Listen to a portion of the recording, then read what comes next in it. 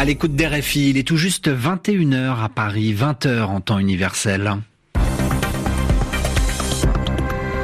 Adrien Delgrange. Bonsoir à tous, l'heure à présent de retrouver votre journal en français facile, présenté ce soir en compagnie de Clémentine Pavlotsky. Bonsoir. Bonsoir Adrien, bonsoir à tous. Au sommaire de ce journal, les 27 pays européens et le Royaume-Uni ont réussi à se mettre d'accord aujourd'hui, d'accord sur la manière dont ils envisagent de commercer dans les années à venir. Le Premier ministre britannique Boris Johnson, que vous entendrez, est satisfait. Les dirigeants européens comme Emmanuel Macron et Angela Merkel aussi.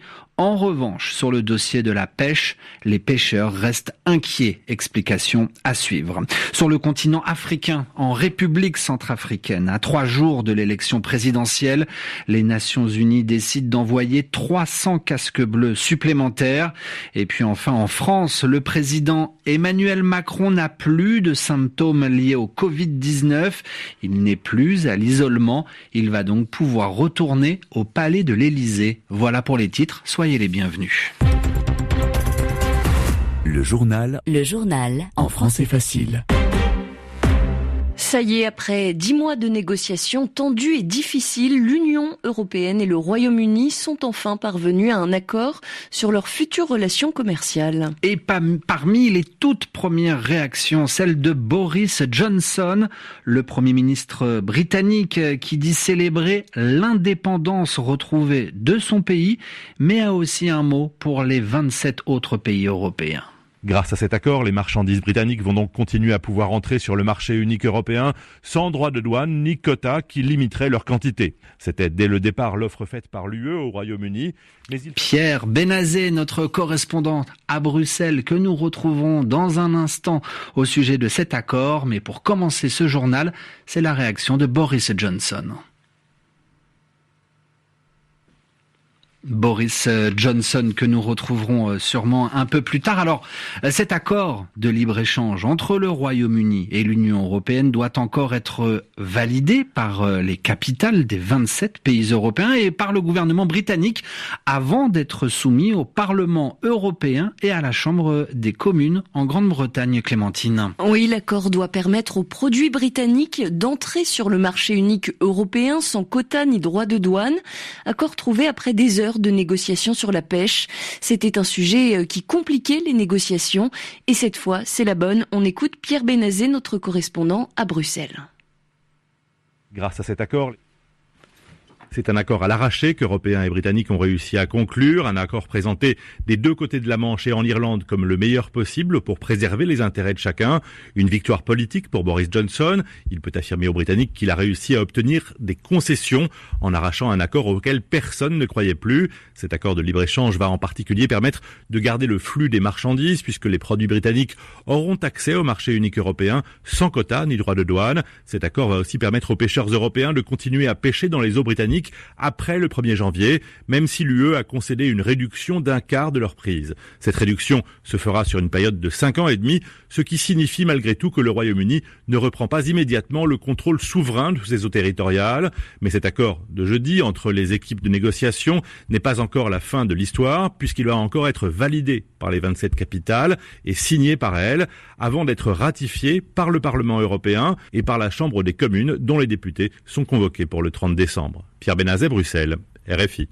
Un Noël noir pour les pêcheurs de l'Union européenne, donc. Le volet pêche, Clémentine, de l'accord post-Brexit, après donc la sortie du Royaume-Uni de l'Union européenne, conclue entre Londres et Bruxelles, a suscité, on le sait, nombreuses inquiétudes, déceptions, amertume chez la plupart des marins européens.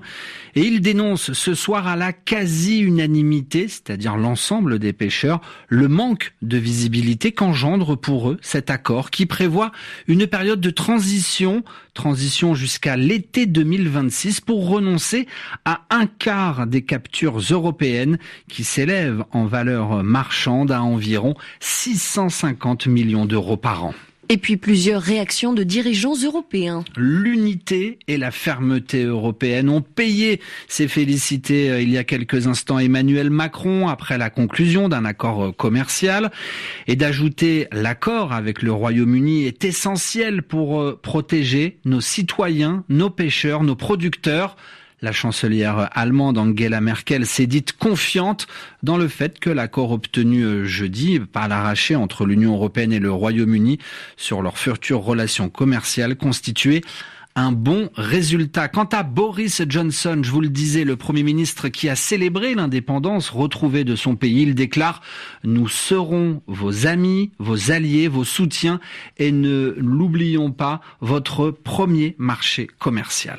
Et avec cet accord conclu, l'Union européenne et le Royaume-Uni évitent donc in extremis, c'est-à-dire de justesse, un no deal à une semaine de la rupture définitive. Et il aura fallu, Clémentine, 4 ans pour en arriver là.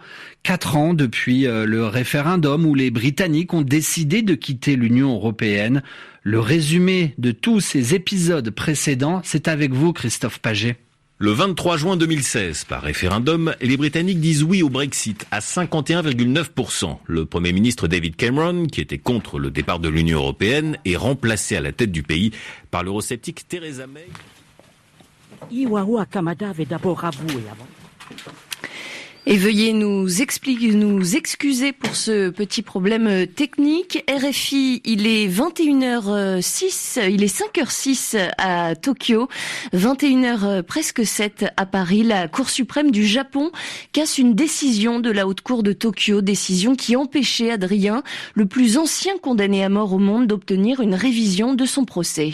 Ioa Akamada, c'est son nom, a passé 48 ans dans le couloir de la mort après sa condamnation en 1968 pour le meurtre d'une famille de 4 personnes. Cet ancien boxeur avait été relâché en 2014, un tribunal ayant admis des doutes sur sa culpabilité. Eh bien, en 2018, la Haute Cour de Tokyo avait annulé cette décision et elle doit maintenant reconsidérer sa demande. Écoutez à Tokyo les précisions de Frédéric Charles. Iwawa Kamada avait d'abord avoué avant de se rétracter, expliquant avoir été maltraité par la police durant sa longue garde à vue. Des vêtements tachés de sang constituaient les preuves de l'assassinat de son patron et des 3 membres de sa famille. Or, ces vêtements étaient trop petits pour l'ancien boxeur. Il aura fallu attendre 50 ans et une analyse ADN pour confirmer que le sang des vêtements n'était pas celui du condamné à mort. En 2014, la Haute Cour de Tokyo avait d'abord confirmé la décision prise par un tribunal de Shizuoka de libérer Iwawa Kamada. Elle reconnaissait la possibilité que des preuves importantes aient été fabriquées. En 2018, sous la pression du parquet, la Haute Cour de Tokyo remettait en cause la fiabilité des tests ADN. Depuis, Iwawa Kamada attendait en liberté que la Cour suprême tranche. Son avocat a bon espoir d'obtenir un nouveau procès, mais ce n'est pas garanti. Son client a 84 ans, il souffre de troubles mentaux. Il aura passé 48 ans à attendre la pendaison dans une petite cellule, sans contact avec l'extérieur. Frédéric Charles, Tokyo, RFI. Emmanuel Macron a fini son isolement. Dans l'actualité française, c'est aujourd'hui Emmanuel Macron qui a quitté la résidence de la Lanterne à Versailles. 7 jours après avoir contracté le Covid, le président français était isolé dans cette résidence officielle. Anthony Lattier, c'est la fin d'un épisode inédit dans l'histoire de la Ve République.